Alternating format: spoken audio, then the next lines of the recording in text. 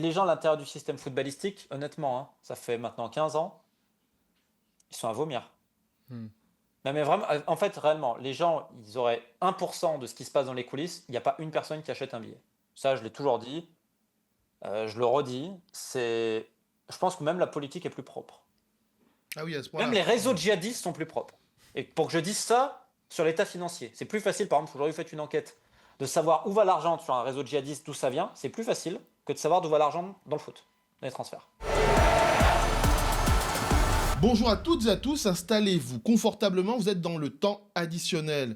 À l'occasion de cette Coupe du Monde qui vient de se terminer, le média a décidé de lancer ce nouveau format, temps additionnel, c'est des éditos, des chroniques, des interviews, pour parler de sport et du football, des tensions sociales, politiques et géopolitiques sous-jacentes à ce sport. Et avant de faire un point sur ce qui s'est passé dans cette Coupe du Monde, j'ai un petit mot à vous faire passer, car l'heure est importante pour le média. Le média pourrait disparaître dans les semaines à venir. Et pour nous sauver, nous avons besoin de 10 000 donateurs mensuels avant le 30 juillet. Il ne reste plus que quelques jours. Une première étape a déjà été franchie.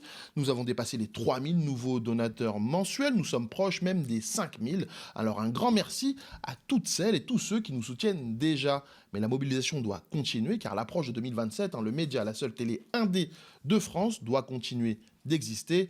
Alors pour ça, rendez-vous sur cap-sur-10k.lemediatv.fr. Donc on est aujourd'hui dans le temps additionnel et je suis en compagnie de mon acolyte Simon, devient un régulier de cette émission. La wildcard lui sert parfaitement, il franchit les tours les uns après les autres.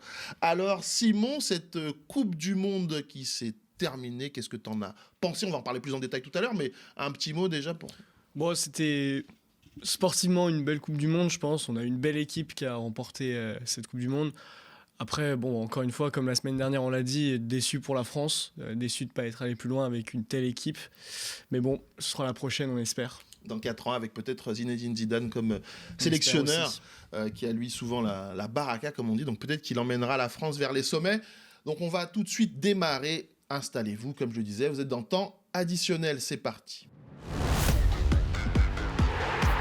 C'est pas touché. On voit Zizou.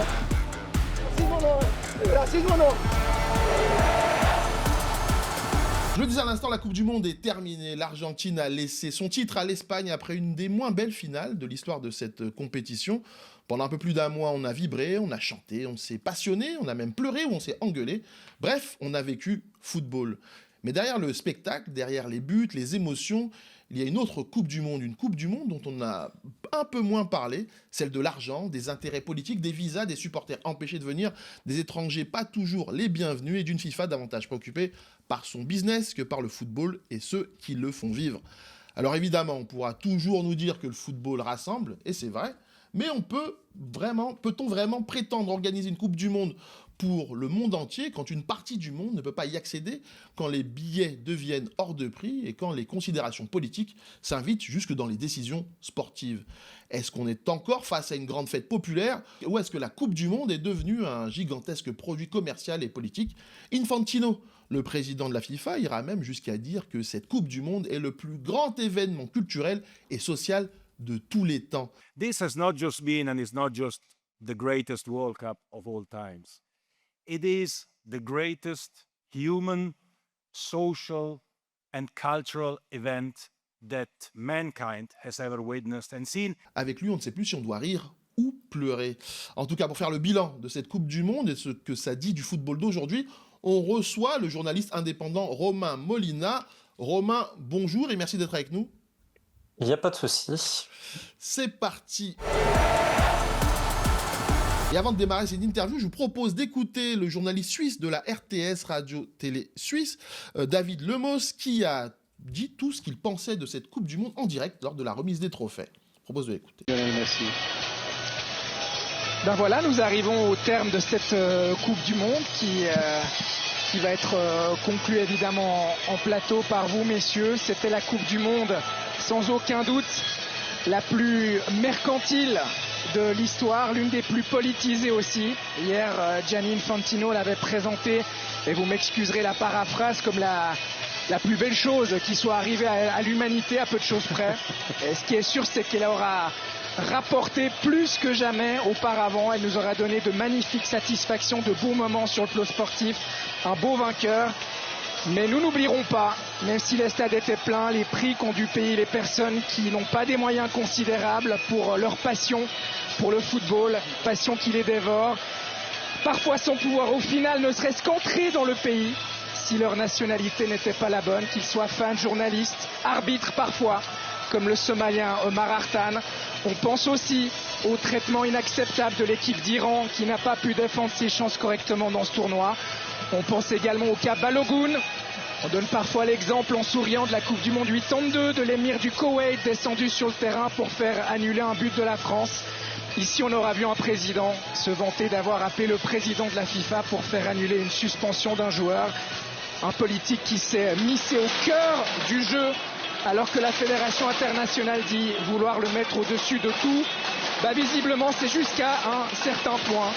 Dans une Coupe du Monde qui aura aussi vu tous ces matchs se disputer en 4 cartons et sa finale connaître une mi-temps de près de 30 minutes. Comme l'a dit Alain Berset ces dernières heures, et on va le dire malgré les feux d'artifice, la crise a deux noms, l'argent et le pouvoir. Il demande au nom du Conseil de l'Europe une 3e mi-temps pendant laquelle il s'agirait de réfléchir sur l'intégrité. Il y a aujourd'hui pour beaucoup une crise de confiance entre de nombreux acteurs de ce sport. Première question, Romain. Romain, quand on regarde cette Coupe du Monde depuis l'extérieur, on a l'impression d'une immense fête populaire. Mais toi qui l'as suivi sur le terrain et en coulisses, tu parles d'une Coupe du Monde du grotesque. On va donner des exemples simples. On a inventé, soi-disant, pour la santé des joueurs, des pauses d'hydratation qui en fait étaient des pauses publicitaires pour vendre de manière plus onéreuse les droits TV aux différents médias et que ceux-ci puissent, entre guillemets, rembourser le surplus en mettant de la publicité. Je tiens à rappeler que la Coupe du Monde est l'événement le plus regardé de l'histoire. Je pense que même aujourd'hui, un attentat terroriste, je ne suis pas persuadé que ça fait autant de vues pour une chaîne de télé. Que l'audience cumulée de téléspectateurs, elle est quasiment de 5 milliards pendant un mois. Donc là, on comprend l'intérêt politique, médiatique et autres.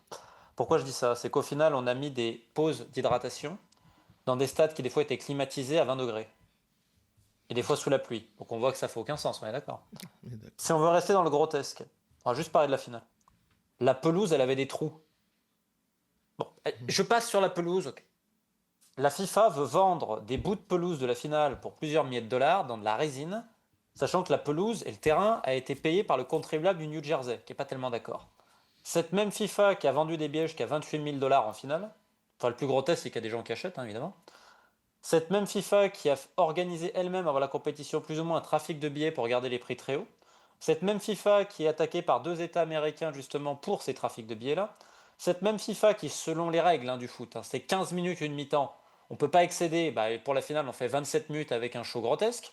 On invite des anciennes légendes du foot qui sont là juste pour courir le cacheton, c'est magnifique, we are the world. Et puis si on doit parler de la fin, avec encore une fois au mépris de tous les protocoles, de tous les accords, de tous les contrats, allez, mais il faut que le bon Donald Trump vienne sur la photo. Et c'est tellement gênant parce que l'équipe d'Espagne n'a pas vraiment envie. On a Infantino qui le prend par le bras, mais Trump va quand même rester sur la photo. Je pense que ce cliché symbolise à quel point c'est grotesque, mais comme a dit Infantino, le plus grand événement de l'humanité, il a quand même dit de l'humanité culturelle, sociale, humain, comme vous l'avez dit en introduction, et il a dit vive l'Amérique, vive la FIFA. Donc en fait c'est tellement grotesque, c'est tellement ridicule, c'est une pantalonnade, je ne sais pas s'il faut rire ou pleurer. Mais le plus grave dans tout ça, c'est qu'indépendamment du ridicule, indépendamment du fait que les règlements ne sont pas respectés, que maintenant les lois FIFA, les statuts de la FIFA, on défèque dessus allègrement, il n'y a pas de problème, que les décisions ne se prennent plus dans des décisions sportives, mais directement par des chefs d'État ou autres ou par influence politique, déjà ça ouvre évidemment la porte à tous les dangers pour les prochains événements, mais le plus grave, c'est qu'il n'y a personne réellement qui se rebelle dans le système. Pourquoi? Parce qu'ils sont eux-mêmes tenus par des histoires d'argent et autres. Alors certains diraient que ça ressemblerait beaucoup à une famille mafieuse. Rappelez-vous 10 ans en arrière, je rappelle que la FIFA avait été poursuivie aux États-Unis sur le modèle du RICO qui était réservé aux organisations de type mafieuse. Ce que 2006 a montré, c'est que rien n'avait changé en 10 ans. Tu viens de le dire, hein, cette Coupe du Monde a au moins illustré une chose, c'est la proximité entre Infantino et Donald Trump, pour ceux qui pouvaient en douter, au point où tu en as déjà parlé ici, notamment lors d'une précédente émission, le président de la FIFA a accédé à tous les caprices de Donald Trump, Balogun, dont on a retiré la suspension, tu l'as dit à l'instant, le show à la mi-temps, les quarts d'heure, les quarts-temps propres au sport américain, en tout cas on en a eu l'illustration lors de cette Coupe du Monde aussi. Avant la Coupe du Monde, un prix de la paix pour Donald Trump. Des appartements loués à la Trump Tower également. Ils ont aussi changé le lieu important pour le mettre dans un lieu où Trump était. Enfin, je veux dire, et puis on n'oublie pas que la FIFA était le prolongement de la géopolitique américaine, notamment sur les accords d'Abraham à l'époque, mais également dans les accords de cessez-le-feu en Égypte pour Gaza où Infantino était présent. Donc ça dépasse vraiment le rectangle des sportifs, parce que là on se rend compte que même dans les décisions géopolitiques américaines, la FIFA par exemple est membre prenant du plan dit de Gaza de reconstruction. Ouais. Donc, Non, c'est sûr que là, au moins, ça a été affiché au grand jour. Et aussi, tu viens de l'évoquer aussi, c'est aussi cette Coupe du Monde, un jackpot financier pour la FIFA. On parle de plus de 13 milliards d'euro de recettes. Je sais pas quels sont les chiffres, mais ils sont pas bons. J'ai Ah, vu c'est ce quoi chiffre sortir. Quels sont tes chiffres, Romain? On terminera entre 6 et 7. Parce qu'en fait, il y a des contrats qui ont de droits TV, qui ont été comptabilisés, mais qui en fait sont sur 2 périodes. C'est-à-dire qu'il y a le chiffre qui est donné, mais en fait, c'est pas que 2026, c'était 2026 et 2030. Parce que la FIFA a eu du mal à vendre sur certains marchés, notamment l'Inde et la Chine, où ça s'est finalisé simplement sur la dernière semaine de la Coupe du Monde. Et le problème aussi, c'est que c'est la FIFA qui fait filtrer ces chiffres-là, qui sont toujours gonflés. On va être entre 6 et 7 milliards d'euros de bénéfices à peu près, ce qui est évidemment colossal. Parce que les autres années, en fait, la FIFA est en déficit. Donc en fait, elle a besoin de ces D'accord. tournois-là et elle récupère partout. Sous l'autel de dire oui, mais on redistribue. Sauf qu'en fait, la redistribution, elle s'arrête souvent aux dirigeants qui eux-mêmes prennent, etc., pour les tenir, parce qu'eux-mêmes votent pour le président de la FIFA. C'est bien, c'est pas bien un système mafieux tout ça. Et l'autre point, c'est que les villes hautes, comme d'habitude, sont les grandes perdantes, notamment celle du Canada. Ça avait été annoncé avant par Radio-Canada qui avait fait les enquêtes. Je rappelle que pour la ville de Vancouver, la note, elle va être de 600 à 700 millions de dollars pour le contribuable, hein. Donc la Ouais. Coupe du Monde, elle est bénéfique pour qui? C'est comme les Jeux Olympiques avec le CIO, c'est la même logique. Oui, effectivement, pour parler du Canada, c'est d'ailleurs pour ça que Montréal n'avait pas voulu être ville hôte de cette Coupe du Monde, car ils avaient compris que ça allait coûter beaucoup trop cher, malgré, on aurait pu croire qu'à Montréal, le comité francophone, il y avait beaucoup de gens qui auraient pu assister à ces matchs-là, mais avaient préféré donc ne pas être ville hôte de cette Coupe du Monde. Tu parles de la redistribution. Est-ce que les chiffres que j'ai sont bons? Parce qu'on dit que le vainqueur, notamment l'Espagne, Oui, ça, aura ouais. 50 millions De d'euros, dollars? de dollars Ça, même, c'est le plus gros gain Oui, mais il y pour a une déjà équipe depuis la création. 30% pour les États-Unis, hein. Pas oublier, hein. C'est-à-dire, 30 pardon. ou 37, bah, les taxes. Ah oui, effectivement. Et ça dépend des États où ils ont été, etc. Alors, il y a eu quand même eu une exemption de taxes sur certaines choses, mais il y a une partie qui va partir au Trésor américain déjà. C'est pour ça qu'en fait, pour beaucoup, cette Coupe du Monde, elle n'est pas si bénéfique que ça, contrairement à la Russie et au Qatar. Et en fait, derrière, la redistribution, c'est chaque année avec les programmes FIFA pour toutes ces fédérations à travers le monde. Ce sont des millions de dollars déversés qui sont en fait quelque part, parce que c'est jamais réellement audité, contrairement à ce que la FIFA dit. Enfin, c'est audité, mais on dit rien, même s'il y a des braquages, pour assurer la réélection du président. En fait, la Coupe du Monde permet la continuité d'un système complètement mafieux et pourri jusqu'à la moelle, qui est protégé et soutenu aujourd'hui par le département de justice américain. D'accord. Et Romain, j'aimerais revenir sur ce que tu as dit un peu avant. Tu parlais du fait que la FIFA tient tous les différents acteurs qui Oui. pourraient se révolter. En fait, toi qui enquêtes depuis des années sur le football, tu penses qu'il n'y a plus moyen de réformer de l'intérieur ce système? Non, non. Plus, Non, ça sert à aucun, rien. plus aucune Tant, manœuvre. tant que les politiques diront oui à tout, ça sert à rien. Et Je veux dire, alors, aujourd'hui, le département de justice américain, il faut qu'on m'explique. Il y a 10 ans, ils te disent c'est la pire des choses. On les poursuit sur le modèle du RICO réservé aux organisations de type mafieuse. Ok. Maintenant, le département légal de la FIFA a été transité à Miami, ce qui est à mourir de rire, on réfléchit. On se rend compte que ce sont les mêmes méthodes, hein, voire pire. Mais vu que la FIFA a tout donné aux États-Unis, les États-Unis sont aujourd'hui en train de protéger globalement le système FIFA. Même si avec la fédération argentine et l'argent qui passe aux États-Unis, c'est en train de un peu de grincer des dents. La France, elle soutient pleinement Infantino, par exemple, hein, pour en parler. L'Allemagne, bon, elle ne se met pas contre. La Grande-Bretagne, bah, ils ont essayé aussi d'influencer, donc non. Les seuls vraiment qui se rebellent, bah, il y a la Norvège, voilà, un pays comme ça. Donc ils ne pèsent pas au niveau international. Tant que les politiques fermeront les yeux pour une victoire et autre, il ne se passera jamais rien. ne passera jamais rien. Puis les gens à l'intérieur du système footballistique, honnêtement, hein, ça fait maintenant 15 ans, ils sont à vomir. Hmm. Non, mais vraiment, en fait, réellement, les gens, ils auraient 1% de ce qui se passe dans les coulisses, il n'y a pas une personne qui achète un billet. Ça, je l'ai toujours dit, je le redis, je pense que même la politique est plus propre. Ah oui, à ce Même point-là. les réseaux de djihadistes sont plus propres. Et pour que je dise ça, sur l'état financier, c'est plus facile, par exemple, aujourd'hui vous faites une enquête, de savoir où va l'argent sur un réseau de djihadistes, d'où ça vient, c'est plus facile que de savoir d'où va l'argent dans le foot, dans les transferts. Je l'ai fait, donc je peux Oui. le confirmer. Donc c'est pour dire à quel point c'est sale, le système il est complètement vérolé, et en fait les gens n'ont aucun courage. Ils veulent tous sauter Infantino globalement. Il n'y en a pas un qui veut se présenter. À partir de là, ils cherchent quelqu'un encore, les gens en Europe. À un moment donné, t'en peux plus. Qui va? Ah non, mais non, machin, le système. Ok, bon, en fait, tu mérites pas plus. Parce que j'en veux même pas Infantino. Infantino, il fait n'importe quoi, les gens le laissent faire. C'est la faute des autres. Hein. Pas de sa faute à lui. Hein. S'il fait n'importe quoi, mais qu'on le laisse faire, bah, qui est responsable? Et j'imagine que je connais ta réponse à ma prochaine question, mais enfin, ça fait quelques Coupes du Monde qu'on entend des appels au boycott. J'imagine que c'est pas du tout efficace. Et est-ce que tu penses qu'il y Plus a de des 5 choses... milliards de téléspectateurs. Bah oui, c'est ça. Mais est-ce que du coup, tu penses qu'en tant que supporter, il y a des choses qu'on puisse faire encore ou vraiment c'est plus entre nos mains? Plus de 5 milliards de téléspectateurs. Donc voilà, ils s'en foutent. Et ça. En fait, il y a deux choses qui les embêtent. La justice américaine, ils ont toujours peur. Et les médias, notamment anglo-saxons. Et quand les gens commencent à gueuler sur les réseaux sociaux sur certaines choses. Pour ça qu'ils ont dû revenir sur certains points. Tu te rappelles le coup des bouteilles en plastique Oui. réutilisables qu'ils ne voulaient pas, parce que quand ça fait des outrages. Le problème étant, c'est que vu que les footballeurs sont des immenses prostituées, sportives, notamment les anciens joueurs, le terme prostituée se mérite. Parce qu'aujourd'hui, pour soutenir Infantino et la FIFA, à moins de se prostituer intellectuellement, je vois pas comment on peut faire. C'est quand même compliqué. Hein. On pense à Mais tous les Arsène anciens Wenger, joueurs, ils par courent le exemple. cacheton.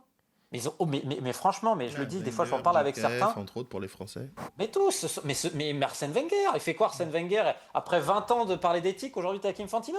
Bah, tu t'es prostitué intellectuellement, excuse-moi, c'est la définition même de la prostituée intellectuelle, c'est-à-dire que tu fais quelque chose contre de l'argent. Voilà, c'est tout. Et je suis peut-être un peu sévère avec ça, mais je les connais. C'est des gens, j'ai même pas envie d'être vulgaire, mais ils le méritent. Je veux dire, aujourd'hui, en fait, ils courent le cacheton, ces gens-là. Donc la FIFA appelle ça les FIFA Legends. Ils leur donnent de l'argent, un peu d'importance, etc. Et ils sont là et ils reprennent la parole du saint président. Ces gens-là qui, des fois, sont milliardaires. Hein. Millionnaires, pardon, excusez-moi. Alors d'autres ont des problèmes d'argent parce qu'ils ont fait n'importe quoi. Bah, à un moment donné, ta carrière elle s'arrête, tu peux être utile à la société autrement. Tu peux faire quelque chose aussi. Non, on veut l'argent facile. Donc qu'est-ce qu'on fait? Bah, voilà. Donc on met notre nom au service d'un système unique. Donc voilà, il n'y a rien à espérer. C'est abominable ce milieu. Et je le dis avec tout l'amour que j'ai, mais à un moment donné, il faut être fataliste, c'est la vérité. Regardez les anciens joueurs, on voit Ronaldinho, on voit le Ronaldo le phénoméno, on les voit à la mi-temps, ils sont contents et c'est avec les stars, voilà. Ils sont invités, ils sont payés, etc. Et tout. Et la FIFA, elle compte sur ça. Donc les anciens joueurs non plus ne font rien. Finalement, quand on t'entend, effectivement, on se rend compte qu'on est en train de créer une Coupe du Monde vraiment presque VIP, où finalement même le supporter lambda, tu le disais tout à Le l'heure, supporter, il n'existe pas, c'est un Voilà. consommateur.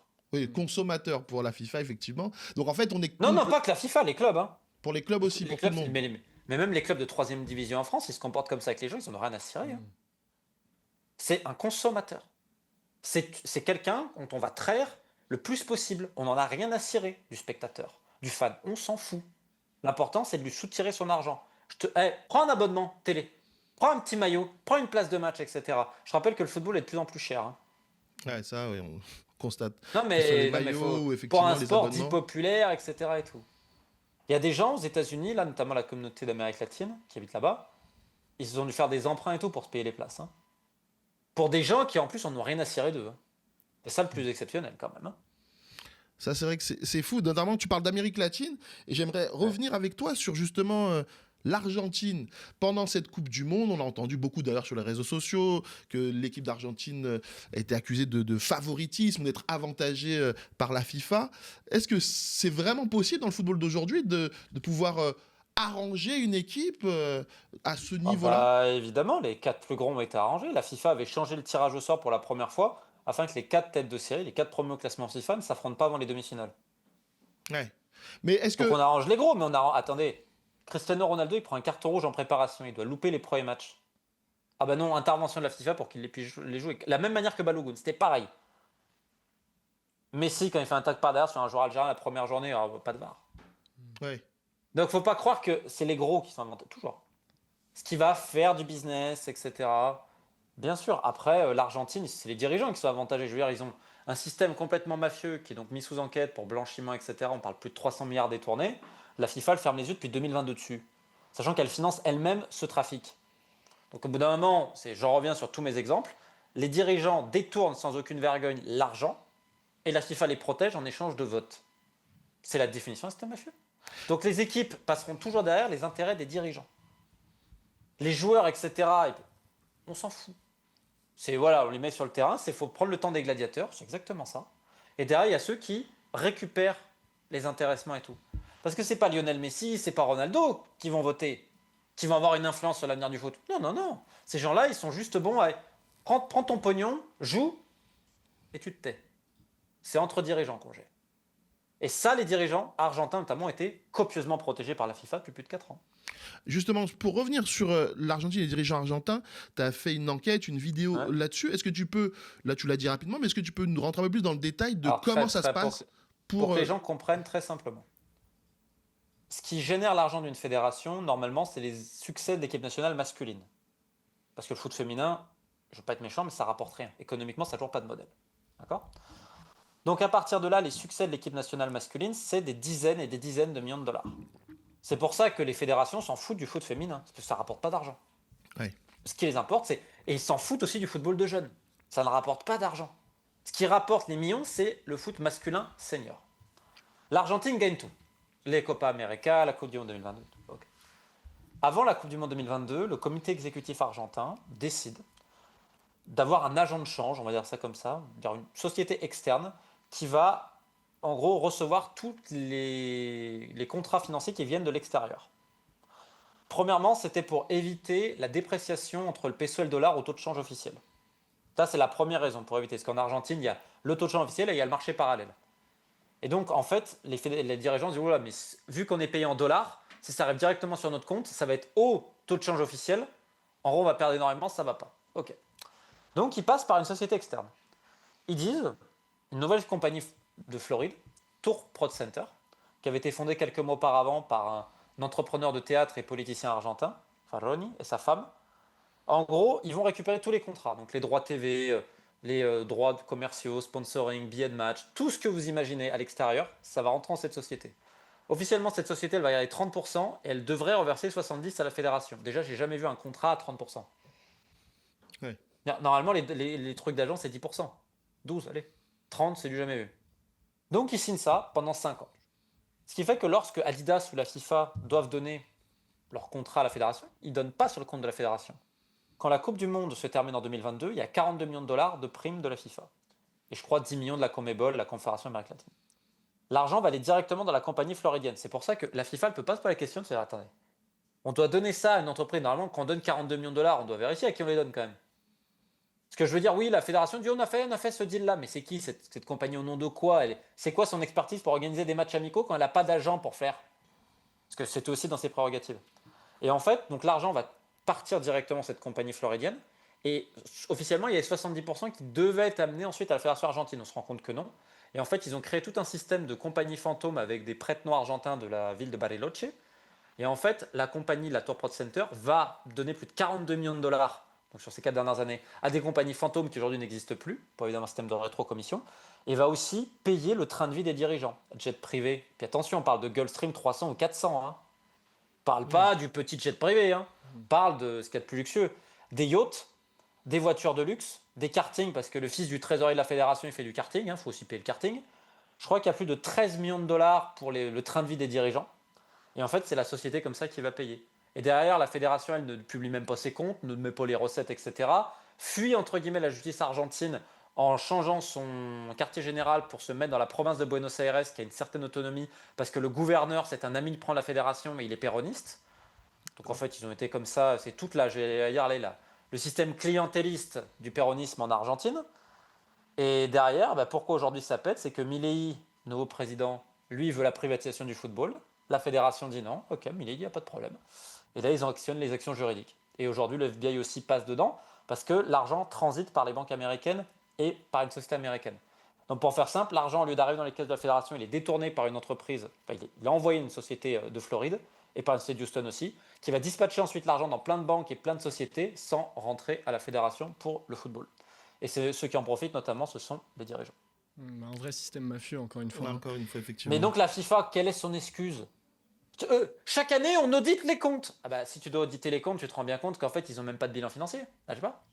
C'est vous-même qui avez donné cet argent. Donc, si vraiment le FBI est sérieux, la FIFA, elle a forcément une complicité. C'est impossible qu'elle n'en ait pas une. Parce qu'elle dit à tout le monde, on audite. C'est propre avec nous. C'est pas comme avec Blatter. Ah ouais, bah vous expliquez comment le scandale argentin alors? Donc vous donnez 42 millions à une compagnie qui, en fait, sert juste à blanchir. Bah, si vous regardez pas, déjà c'est votre faute. Et deuxièmement, quand vous avez l'outrecuidance de dire que maintenant c'est propre, non, c'est un mensonge. Et justement, après l'Angleterre, on a vu des joueurs argentins porter une banderole avec inscrite les Malouines sont argentines. Est-ce que c'est un événement qui a dérangé la FIFA et Trump ou même Milei? Trump, non. Trump, non. Hmm. Trump, vu qu'il est... Milei, en Argentine, c'est son ami. Mhm. Ouais. On peut pas dire qu'il est très ami avec les gens du Royaume-Uni. Donc, et surtout les Européens en général. Donc, non. Pour vous montrer l'exemple, avant la Coupe du Monde, Haïti n'a pas le droit d'arborer un maillot qui rappelle la bataille de Vertières, donc décisive avant l'indépendance haïtienne, qui était, on va dire, plus une fresque un peu symbolique en bas du maillot. Je pense que ça choquait personne, mais la FIFA dit non, c'est politique. Ok. Mais les Malouines et l'Argentine, c'est pas politique, visiblement. Et ceux qui ont décidé de ça, c'est la Task Force FIFA de la Maison-Blanche. On en revient sur... Donald Trump a quand même dit qu'Haïti, c'était un trou à merde, un shithole. Et à côté, il dit que Milei est exceptionnel. Donc là, on voit bien que pour l'Argentine, oui, pour Haïti, non. Mais ça fait plein de problèmes, parce que le gouvernement anglais, là, maintenant, a demandé une enquête directement, ça remonte au Premier ministre. Le Premier ministre qui lui-même avait appelé la FIFA pour le Mexique pour obtenir des faveurs. Enfin, je veux dire, aujourd'hui, c'est les chefs d'État qui appellent. Ce qui montre, d'une part, le pouvoir géopolitique du football, notamment pour des questions d'ego, d'image. Voilà. Quelque part, on se fait la guerre aujourd'hui à travers des équipes de foot. Et deuxième point, à quel point la FIFA, elle permet ça, parce qu'Infantino, il l'a dit, fièrement, mais moi, les chefs d'État m'appellent. Il a dit récemment à la télé pakistanaise que oui, il a promis au Premier ministre pakistanais qu'il passerait. Moi, je trouve ça phénoménal, le Pakistan qui a été engagé quand même ils ont eu un rôle majeur géopolitiquement entre les États-Unis et l'Iran, mais le Premier ministre, il a quand même le temps de demander à Infantino de passer. Donc on en revient à ce que j'ai dit depuis le début. Tant que les politiques déroulent le tapis rouge à ce monsieur, il n'y a rien à espérer. T'es également, pour revenir, là on parle de l'Argentine et ce qui se passe dans les coulisses avec la FIFA, mais tu as également parlé d'autres pays là sur cette fin de Coupe du Monde et notamment de l'équipe de France.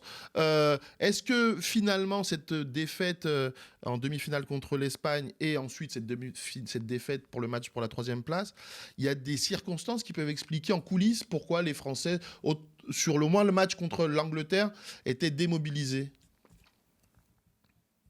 Oh, après, il y a une réécriture de l'histoire qui, moi, me fait un peu rire. Globalement, l'équipe de France, avant la demi-finale, Ouais. tout va très bien. Le groupe, globalement, ça va. Alors, j'ai eu l'info, moi, c'était avant les quarts de finale, avant je ne l'avais pas, que Cherki, il y avait quand même des problèmes en interne, et c'est allé crescendo, notamment dans les matchs à élimination directe. Alors qu'au début, ça allait. Mais puis, il y en a qui étaient cramés physiquement, c'est une réalité, parce qu'ils n'avaient pas joué depuis un mois et tout. Doué, peut-être un peu individualiste, mais voilà, il suffit de 2-3 joueurs...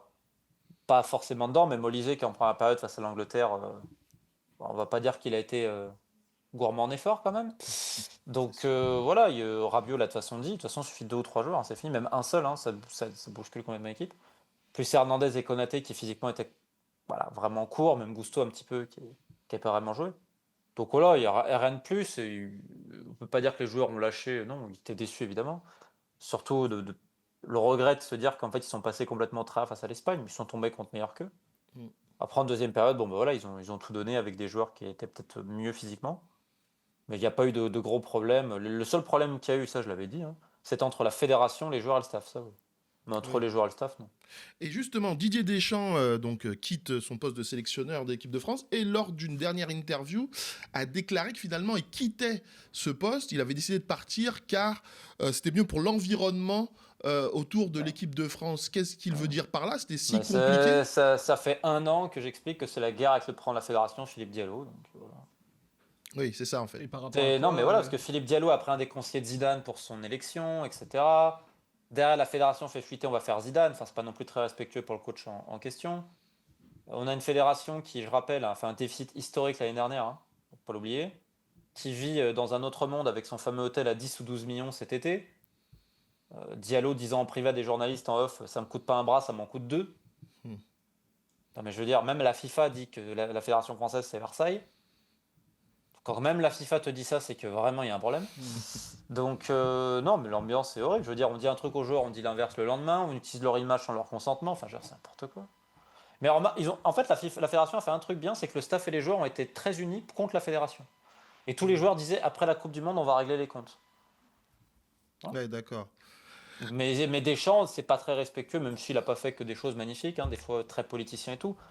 Mais quand même, le jeu de la fédération est pas. C'est pas très sport. Et pour revenir sur un autre pays qui a un peu déçu pendant ce mondial, tu as fait une enquête sur le Sénégal. Ouf. Tu disais que tu n'étais pas particulièrement surpris de cet échec. Ah non, enfin, je vais juste résumer avec une anecdote. La Fédération sénégalaise de football a reçu des millions de la Confédération africaine de football pour les CAN, pour sa participation à la Coupe du Monde, etc. Et l'État aide aussi. Le Sénégal, donc l'équipe nationale du Sénégal n'a pas pu s'entraîner à Dakar, donc dans son propre pays, parce que les terrains d'entraînement n'étaient pas payés depuis je ne sais pas combien de temps par la fédération, qui devait plus de 150 000 euros à la société.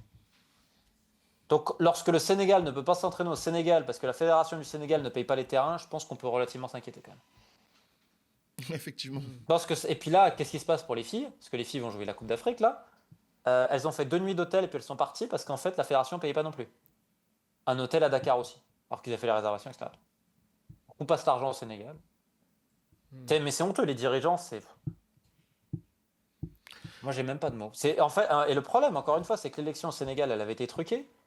La FIFA avait laissé faire pour des intérêts politiques. Enfin, en fait, à chaque fois, c'est la même chose. C'est-à-dire, on va corroborer un système mafieux parce que d'ailleurs, on les tient. Oui. Et aujourd'hui, vous avez tous ces soumis de dirigeants africains footballistiques, puisque je ne peux pas dire autre chose. Oui, que Infantino reste pour un 4e mandat. Ces gens-là, ils n'ont pas honte. Non, mais on redistribue pour le foot africain. Non, tu redistribues pour tes propres intérêts. Je donne 2 anecdotes. Le président de la Fédération de République du Congo, qui a été condamné à perpétuité pour blanchiment, faux usage de faux détournement, il est en fuite, il continue officiellement sur les papiers, il est président. Et prend la Fédération d'Ouganda, actuellement, il est aussi en fuite parce que la justice s'intéresse à sa femme et à lui. Ils ont le plein soutien de la FIFA. C'est bien, remarquez, à la fin, on va terminer avec une équipe de mecs en prison. Peut-être qu'il y aura assez de mecs, il y aura peut-être assez pour mettre 11 dirigeants en prison pour les faire jouer. Peut-être que la FIFA, en fait, c'est un programme de réinsertion pour délinquants de dirigeants du football. Peut-être, en fait. Je me suis trompé, en fait. C'est la fédération de réinsertion pour les dirigeants mafieux. Ouais, c'est peut-être ça, en fait. Effectivement, c'est peut-être ça. Et du coup, on arrive, c'est la Coupe du Monde 2026, c'est terminé. La 2030 arrive et Infantino nous dit même 64 pays, peut-être. Il réfléchit encore à cette solution-là. Et ça rentre un peu dans ce que tu nous dis depuis. C'est-à-dire que finalement, plus de pays en Coupe du Monde, dire plus de gens qui votent pour lui. plus d'argent et tu votes pour moi. Voilà. Et donc, il a le soutien de la Confédération d'Amérique du Sud. Alors, c'est que 10 membres. Parce que le président de la fédération, donc la Confédération, Alejandro Dominguez, pareil, lui aussi, il a une affaire, une plainte, il y a 5 millions de dollars qui disparaissent, qui arrivent sur son compte. Ça devait être restitué, mais bon. En fait, l'argent, le problème avec la FIFA, c'est que des fois, il se perd en route. Et il transite par les comptes personnels des dirigeants. Ouf, c'est pas de bol encore. À chaque fois, c'est un malheureux hasard, j'imagine. C'est le New York Times qui avait sorti l'affaire, parce que la FIFA, évidemment, l'a mis sous silence. Donc eux, en fait, maintenant, ils se sont réconciliés avec la FIFA. Ok, donc, ils font tout. Regardez, en 2030, ah bah oui, c'est Maroc, Espagne, Portugal, mais on va donner des premiers matchs à l'Argentine, l'Uruguay et le Paraguay. Puis on dit oui, mais c'est pour le centenaire, etc. On va toujours trouver une raison, alors qu'en fait, c'est que pour des choses électorales et politiques. Et donc, eux, ils veulent. L'UEFA, donc la Confédération européenne, ne veut pas. Celle d'Amérique du Nord dit non, 64 serait pas une bonne idée. Moi, je pense que l'Asie va faire coucouche tapis, parce que prendre la Confédération asiatique, il est quand même très aimé Infantino. Et vous allez voir que les dirigeants africains vont dire c'est une super idée. Ça va faire plus de place pour nous, plus d'argent. Ils s'en foutent. Ouais. Encore une fois, le développement du foot et la base. Donc voilà. Et l'Océanie aujourd'hui qui est contre Infantino aussi globalement. Mais ils sont pas très nombreux et puis ça fait pas assez de bruit. Mais l'Océanie aujourd'hui c'est tendu avec Infantino aussi. On arrive à la fin de cette émission temps additionnel. Romain, c'est déjà la 3e fois que tu viens avec nous sur cette émission et on entend, et notamment on parle beaucoup de foot pour l'instant parce que c'était la Coupe du Monde, mais j'aimerais savoir avec toi, est-ce qu'il y a un sport que tu suis ou de loin ou de près où finalement on n'est pas encore rentré dans ce système corrompu, mafieux, Oh non, non, non, où aucun, l'argent- aucun, aucun. Ah. Aucun sport Mais même en France, tu prends la fédération du parachute sportif, tu prends la fédération du baseball, du cricket, même le ministère des Sports a dû retirer l'agrément de la fédération de cricket tellement ils magouillent. Ils font des faux matchs fantômes, etc. Pareil, ils vont essayer d'obtenir une subvention en faisant croire qu'ils font des choses pour les femmes. Ils n'en ont rien à cirer. La fédération de tir, c'était un scandale. Vous pouvez revoir tous les scandales qu'il y a eu à l'escrime où l'argent a disparu, la lutte, le karaté, le taekwondo, le jiu-jitsu brésilien. Mais je pourrais mais tous les faire.